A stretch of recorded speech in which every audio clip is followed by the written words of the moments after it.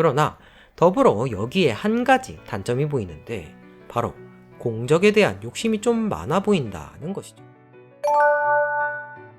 장묘, 서황, 악진, 우금, 장합. 이 중 항장 출신들인 장묘, 서황, 장합을 제외하고 조조의 거병 동기였던 악진과 함께 초중반기에 전선을 담당하던 장수로, 이 장수를 빼면 설명이 안 될 정도로 군功이 많은 인물입니다.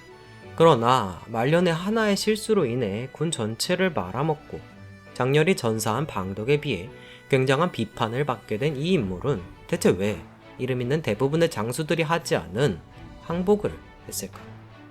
오늘의 인물 우금입니다.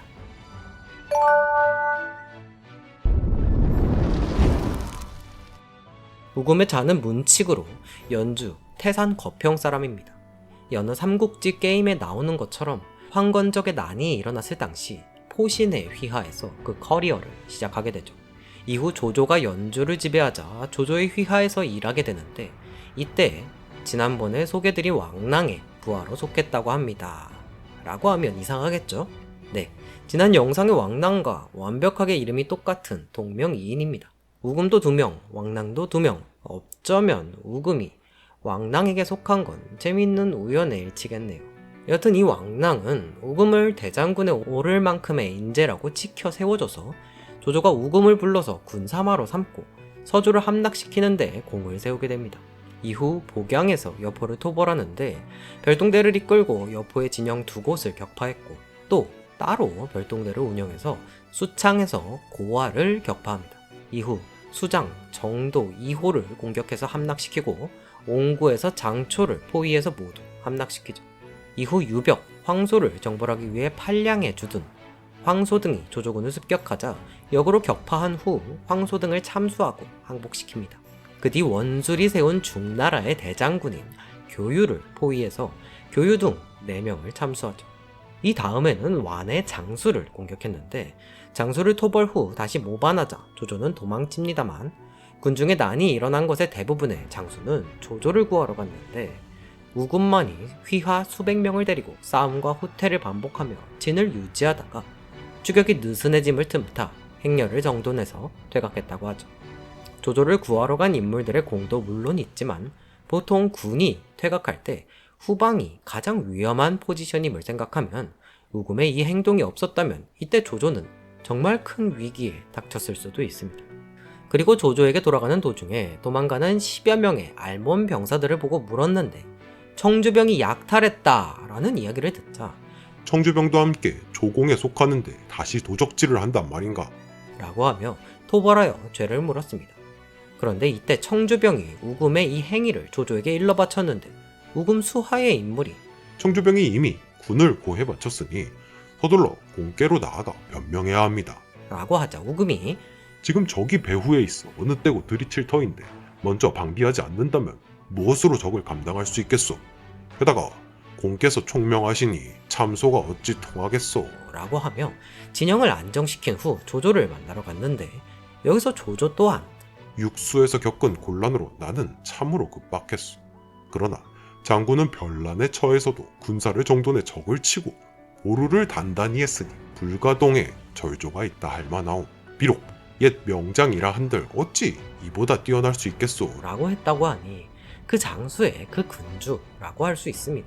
이에 조조는 우금을 익수정후에 봉하죠. 이후 다시 장수를 토벌, 역포, 수고 등을 격파하면서 공을 정립하고 드디어 조조 일생일대의 대승부였던 관도대전이 시작되는데 우금은 선봉이 되기를 자원했다고 합니다. 이는 뒤에서 다시 이야기해보죠. 여튼 조조가 이를 기특하게 여겨 병사를 주어 연진을 지키게 했고 조조는 관도로 돌아갑니다. 이후 유비는 서주를 점령했기에 조조가 유비를 정벌하러 나간 사이 원소가 우금을 공격했지만 우금이 굳게 지켜서 함락시키지 못합니다. 오히려 우금은 악진과 함께 복이 5천을 이끌고 원소의 벼령을 공격하고 둔영 30여 군데를 불사르고 참수, 포획한 병사가 각각 수천이라고 하고 원소의 장수인 하무, 왕마 등 20명에게 항복을 받아듭니다. 이후 조조의 명을 받은 우금은 하남의 원무에 주둔했는데 원소의 벼령을 격파하고 이에 비장군으로 승진합니다. 그 뒤 조조를 수행해 다시 관도로 돌아온 우금은 그 유명한 토산을 만들어 원소의 진영과 대치했고 국권이 지킨 후 격파했기에 편장군으로 승진합니다. 이후 창의가 모반하자 우금을 보내 정벌토록 했는데 창의가 우금과의 친분을 이용해서 우금에게 항복했지만 우금은 제 군들은 공의 상령을 모른단 말이오. 포위당한 후에 항복한 자는 사면하지 않는다 했소. 무릇 법을 받들고 영을 행하는데 으뜸되는 것이 절이오. 비록 창의가 옛 벗이긴 하나 나 우금은 절을 이룰 순 없소. 라고 하며 직접 창의의 형을 집행했는데 눈물을 흘리며 참수했습니다. 읍참 시즌 1이죠. 이에 조조는 탄식하며 창의가 내게로와 항복하지 않고 우금에게 항복했으니 어찌 그의 운명이 아니겠는가. 라고 하며 우금을 더욱 중용하죠. 그 뒤에 우금은 장패와 함께 매성을, 장료, 장압은 진란을 공격했는데 우금이 공격한 매성은 바로 항복했지만 다시 모반하여 진란에게로 달아납니다. 이에 장료, 장압 등은 진란과 대치하며 군량이 부족해졌는데 우금이 무한 수송을 해줘서 파하게 되죠. 군량이 얼마나 중요한지를 알 수 있는 대목입니다. 이후 이 무렵 우금, 장료, 악진, 장압, 서항이 모두 이름난 장수로 태조가 매번 정벌할 때마다 행군할 때는 군의 선봉이 되고 군을 물릴 때는 배후를 지켰다. 우금은 군을 이끌 때 엄정하였고 적의 재물을 얻어도 사사로이 차지하는 일이 없어 이 때문에 특히 중한 상을 받았다. 그러나 법으로 아랫사람들을 다스려 병사들의 환심을 크게 얻지는 못했다. 이는 뒤에서 다시 이야기해보겠습니다. 그 뒤 조조가 유독 싫어했던 주령의 군대를 빼앗으려고 우금을 보냈는데 찍소리 못하고 졌다는 걸 보면 앞선 기록처럼 우금이 상관으로서 매우 무서운 인물이었던 걸 알 수 있죠. 하지만 반면에 주령이 조조에게 항복한 이후부터 항상 순종하고 잘 따랐다는 걸 보면 주령이 조조를 좋아해서 별말 없었다고 볼 수도 있습니다. 이 뒤의 기록으로 그리고 주령은 우금의 부하독으로 삼게 했으나 그 무리들이 모두 진복했으니 사람들이 우금을 두려워하는 것이 이와 같았다. 라고 하니 우금이 얼마나 호랑이 상관이었는지 알 수 있죠. 그 뒤 좌장군 절어를 하사받고 아들 한 명이 여루가 됩니다. 이후 드디어 그 사건, 조인이 번성에서 관우와 대치 중에 조조는 우금을 보내 돕게 했는데 장맛비가 크게 내렸고 한수가 범람해 우군의 7군이 모두 물에 잠기게 됩니다. 우금이 고지에 올라 전황을 살피니 도망칠 길이 없어 항복하게 되는 반면 싸우던 방덕은 저리를 굽히지 않고 전사합니다. 이후 이 일을 들은 조조가 내가 우금을 30년 동안 알고 지냈지만 위난에 처하자 오히려 방덕보다 못하리라는 것을 어찌 짐작이나 했겠는가. 이렇게 말한 것은 유명하죠. 그 뒤 우금은 관우의 포로로 있다가 관우가 손권에게 패한 뒤 손권에게 옮겨가는데 우번에게 낮이나 밤이나 갈굼을 오지게 당합니다. 그런데도 우금은 우번을 칭찬했다고 하는데 글쎄요, 뭘 칭찬한 걸까요? 우번의 모두 까기 능력? 여튼 이후 우금은 손권이 칭번하자 위로 돌려보내지는데 조비가 보고 처음에 착한 척 오지게 떨면서 안원장군에 임명해줍니다. 그리고는 조조에게 참배하라고 하는데 걷다가 우금이 항복하는 그림 그려놔서 부끄러워진 우금은 우울증으로 죽게 되죠.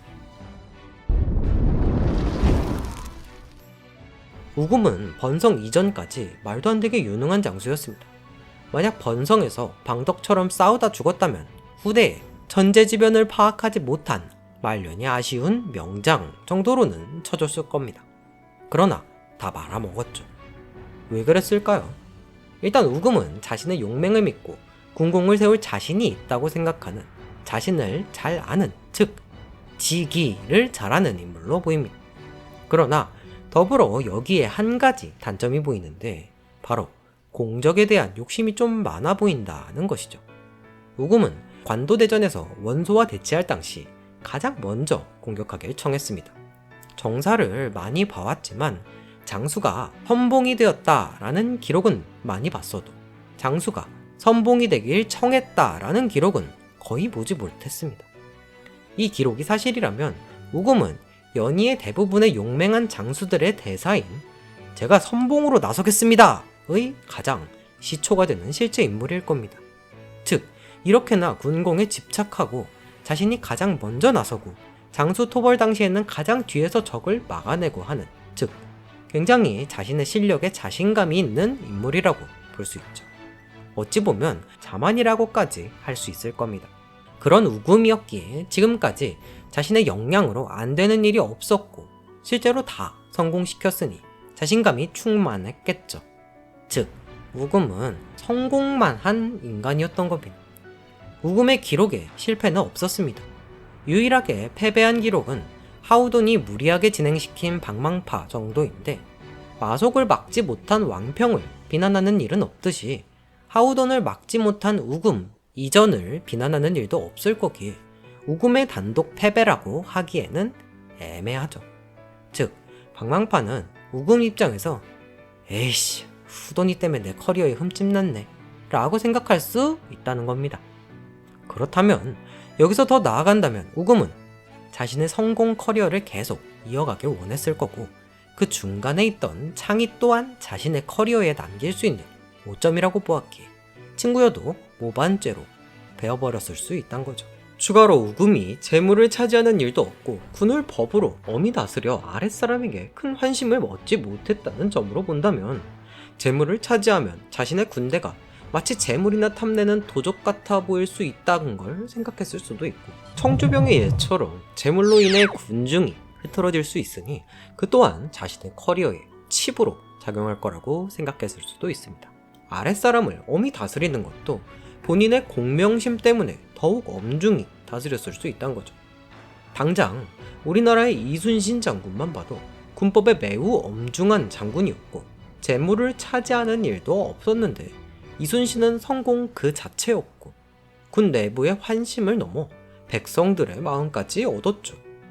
이를 본다면 우금은 이순신과 다른 어떤 중요한 부분이 있었다는 건데, 그게 바로 공명심이 아닐까 하는 거죠. 그런 우금이었습니다. 하필 수재가 날 거라고 생각이나 했을까요? 지금까지 자신의 커리어에서 안 된 건 없고 남 탓이 가능한 건 방망파 정도였는데요. 만약 우금이 그 7군으로 수재를 피했다면 그 자만심이 과연 어떻게 작용했을까요? 자만 대 자만의 대결이었을 건데 누가 더 자만하냐의 문제였겠죠.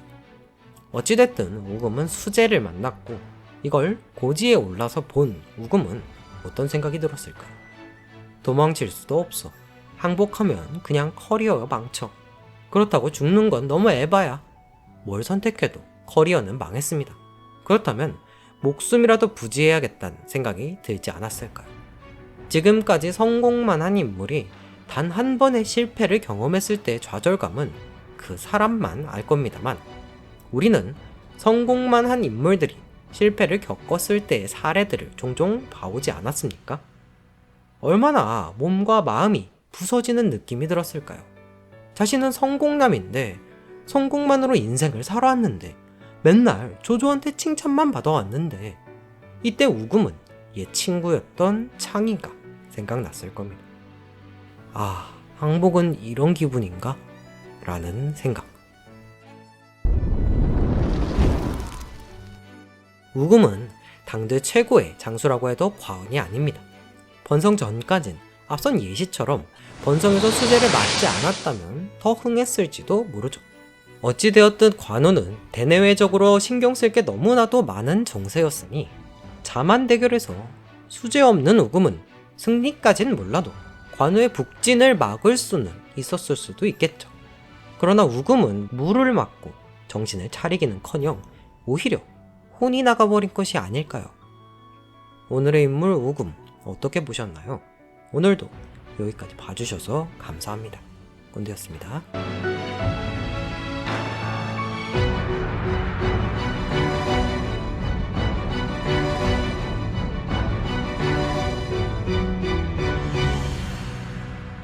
Yo te cual, yo te cual, yo te cual, yo te cual, yo te cual, yo te cual, yo te cual, yo te cual.